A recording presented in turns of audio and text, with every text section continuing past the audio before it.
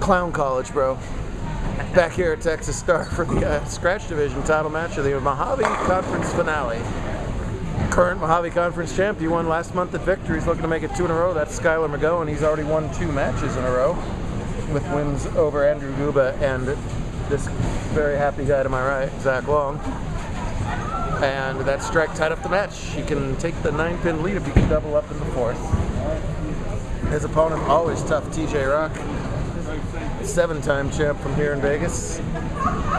Getting on a little bit of a late season roll himself. Skylar likes to just fire that ball down there. That's actually a lot of hook for McGowan. He sometimes plays that like 15 to 14 fallback there. He's taking advantage of the friction that was outside today. And rolls that up there, gets him the 9-pin lead. I don't get to watch a lot of bowling. Last time I was watching, TJ was covering quite a few boards. I don't know if he still is. Let's find out together. A little harder to straighten. He was actually left of that earlier today and doing more of a slow loop. That was just kind of a thing. Stand left, throw right, have fun. So the pattern on paper was 3.2 to 1 today, and these guys tore it apart. TJ qualifying first plus 342. How could a ratio be that small and they still tear it apart, Zach? Yes, you do. I'm putting you on the spot. Are you putting me on the spot? Oh! Destroys that messenger and something misses it. Now answer the question. Just throw black, little pink. I ask him a legitimate question and he gives me a hammer advertisement. This is ridiculous. There could be some house memory creating more friction to the right than the pattern said. The topography could be friendly. It could break them down well. You could get a pink hammer apparently. Now I understand that's EBI, Zach, but around here we say game breaker 3 pearl or something. Choice pearl or something. But dang that pink hammer. It's a good looking ball. Skylar beat Zach Grime for the win at Victor last month. He's not young either. He's about in the Harley age division, isn't he? The 15 older division? That's right. Yeah. We just take the U17 symbol and we close up the U and turn it into an O. And we add a 0 at the end of the 17 and then you about have it. Oh gosh, that nearly an arrow left of the last one and still holds for a 4-pin, so there's definitely room to play out there. As evidenced by the scores, TJ 8 deuces today, high of 279. Zach had 8 deuces today, very nice, high of 276. I'm losing my crowd. Yeah. My crowd is out of here. What, the whole crowd? Yeah, we're going to dinner. Well, you enjoy you're blowing a clam joint, you enjoy your dinner wherever you're. Thanks, crowd. He can do whatever he wants. He sells the tickets. He finished 4th. I got nothing on this guy. Well, you give me in and outs sometimes, so you know what? Good night. You're all off the hook. All right.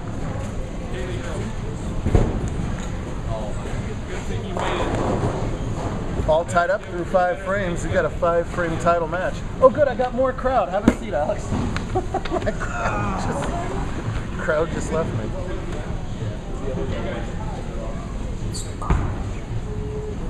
Spare working for Skylar, he shreds that rack.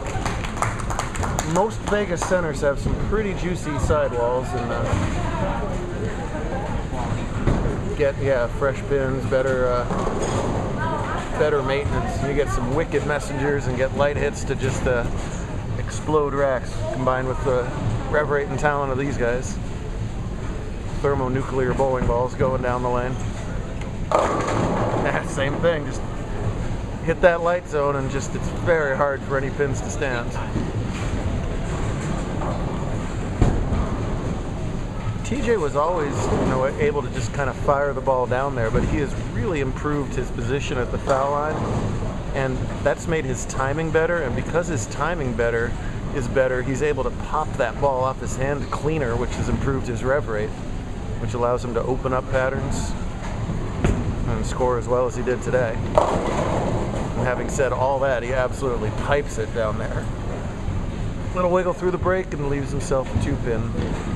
Chance to take a lead instead. He'll have to spare this up and hope Skylar doesn't put him 20 pins back in his next 2 frames.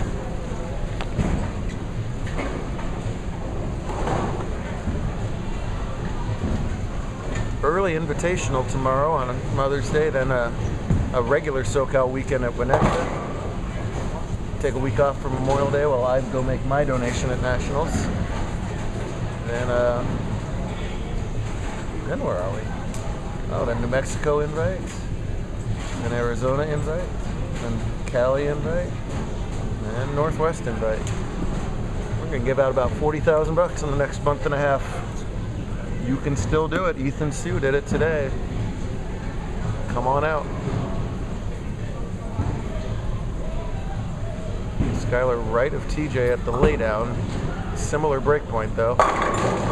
And the solid 7-9 just sort of give up. 7 went left, 9 went right. Lead is his.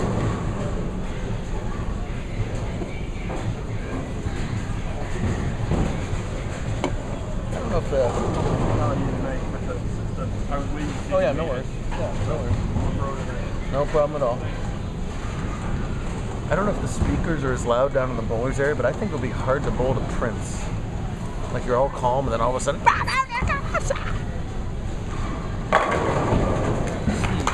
Light It shreds the rack again, and the exact wrong situation for Rock there as TJ spares and Skylar does catch that double. Time for Rock to put the X's together. The future shocker already sporting the yellow and black whenever he can.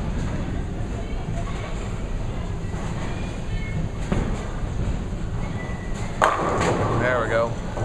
He's walking away from that one just about the second it was off his hands. He's got a chance for 239. Skylar into 220s right now. So still very much anybody's game, but you gotta set up this foundation 9th frame strike.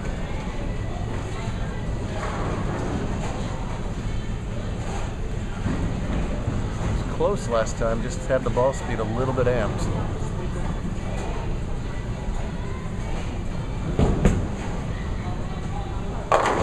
Ah, yeah.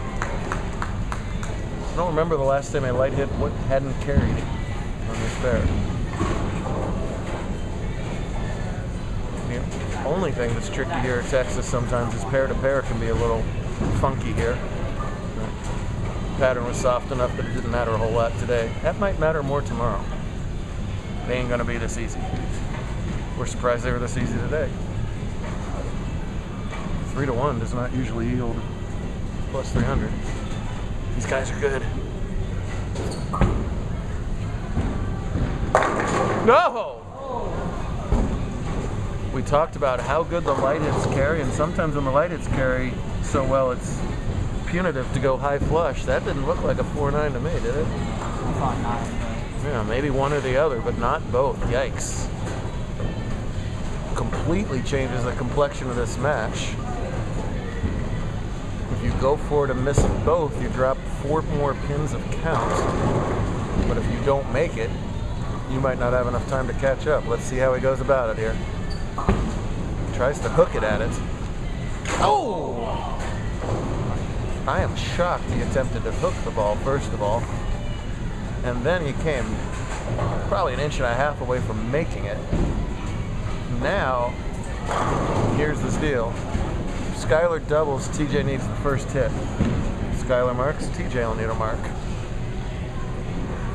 Nothing McGowan can do can shut out Mr. Rock. What a brutal time for a 4-9.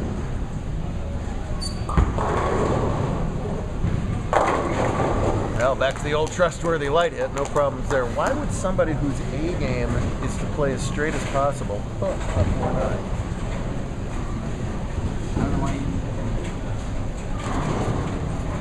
If he wins, I'll ask him. If he loses, I'll ask him tomorrow. Are we doing 200s or one? Kidding. Tomorrow, yeah, well. Ah, true. Every once in a while we do 2 patterns. Maybe tomorrow, maybe not. We do 60. We want to copy the item. That would be cool. Oh, and again, boy, that was testing the theory whether light hits can carry. every time, and he just had enough to tickle that 7 over, and he has done as good as he can in the 10th. He's made TJ throw the first hit, with any kind of count at least. TJ 9 spares for 218. I think Brock likes the right lane a little better. So 6 pins forces that first strike. That'll be 6 plus 4. Boy, just that surprising 4-9 finishes out at a solid 223. And whether that will be enough or not resides on the right paw of this talented youngster right here. For all the marbles.